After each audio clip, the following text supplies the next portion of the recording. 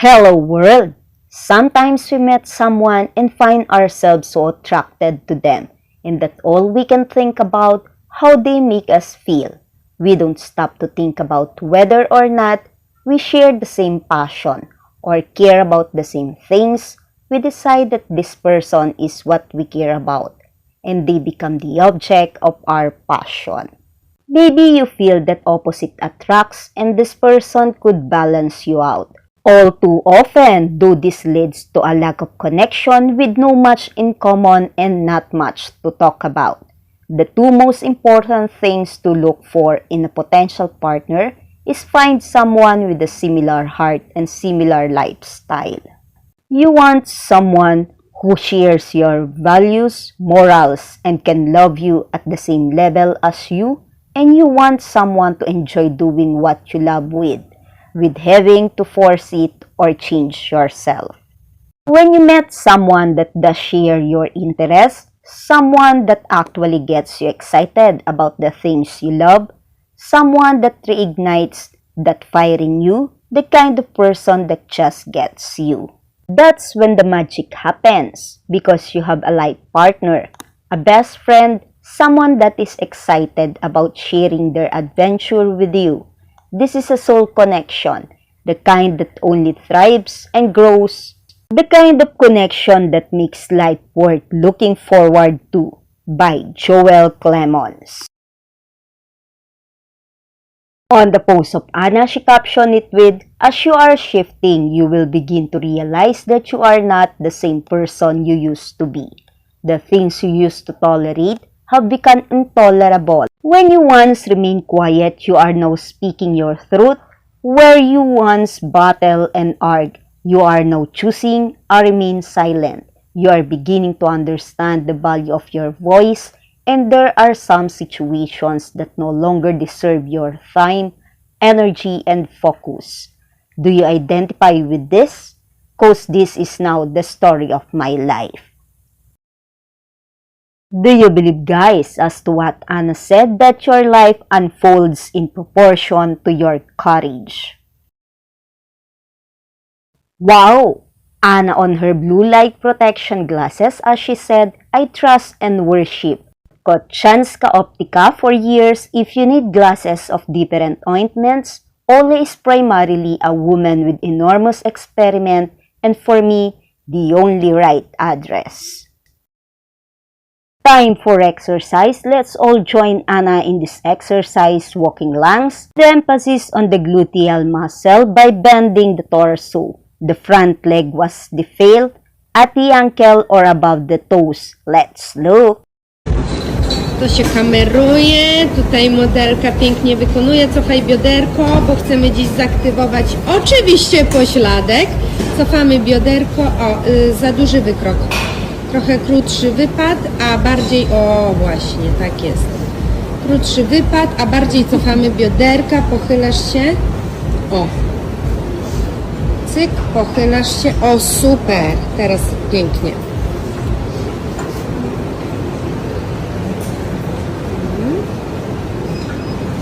Cofaj, cofaj, cofaj. Tak jest. A kolano cały czas nad kostką. Troszeczkę może wyjść do przodu, ale nie cofamy kolana.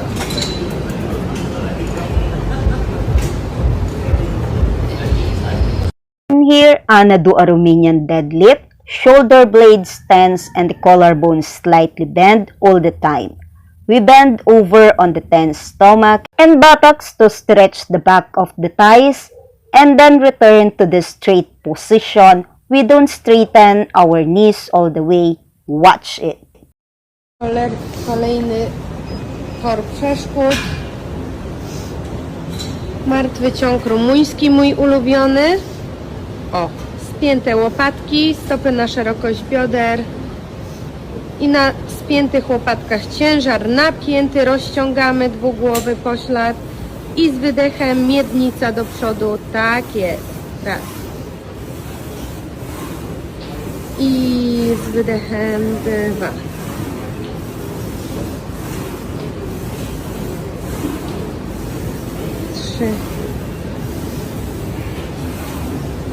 Przecież się nie męczysz, co udajesz?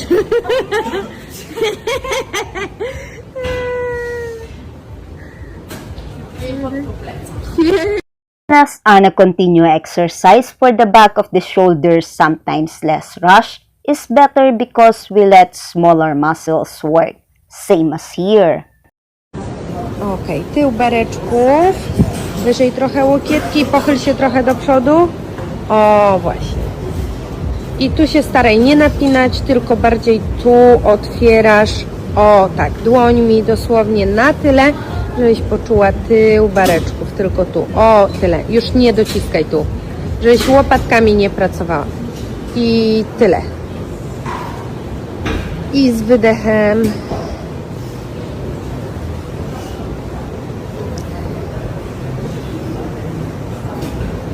Wydech.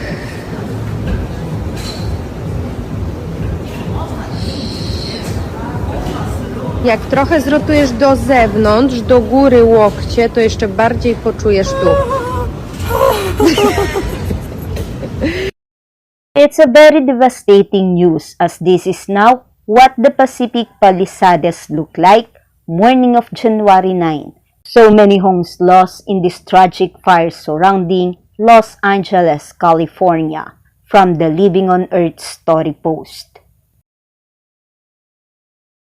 A repost story of Simone. It's a sad breaking news. This ABC7 News Bay Area as City of Los Angeles declares state of emergency. Let's all pray for them. Michele ride on a train going somewhere, and who is with him? Can you guess, guys? For now, like what Michele is doing, let's join him on his trip watching the scenery. What do you remember, guys, if you are looking like this view?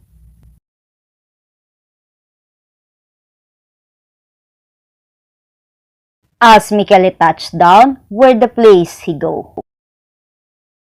Nice to see Michele and his friend Andrea as his friend captioned this memorable photo of them, always shoulder to shoulder with Michele. That is what friends, brothers are for. Through tears and happiness. Look here closely into the eyes of Michele's fans, wherever he was and what he is doing. If you approach him, he will stop and give attention for you. Here's the proof of it. And not only the eyes of the fans who capture Michele as he kept his style on point while out for a stroll with his bodyguard through the street of the city of Rome. Our reporters, photographers captured these moments. It's from the post of Backgrid USA News and Just Jared News. What Michele doing in Rome? We'll find it out soon. Thank you for watching my video today. Comment your reaction below. Don't forget to click the like button. Share this video to others and please subscribe on my channel, Day 9 of the 365 days of 2025. A message to all. Until we live a life free from the internal conflict between who we think we are, expected to be, and who we really are, transformation is uncomfortable because we are having to look in the mirror and confront the untruths that we have been conditioned to believe and look deep into our own soul, into all the places that we hide from and learn how to love ourselves there. Transformation isn't sweet and bright. It's dark and unrevealing of the untruth you have carried into your body. A practice in facing your own created demons, a complete uprooting before becoming, as to Victoria Erickson. Without the courage to transform, we will cling to the very belief system that has been controlling us with fear, guilt, and shame. You get how to choose how you feel about yourself, but only if you are willing to stop agreeing with the belief about yourself that are untrue and hurtful. You become the boss of your own life when you finally realize that you are the owner of it and you are responsible for your own choices. By Joel Clemons.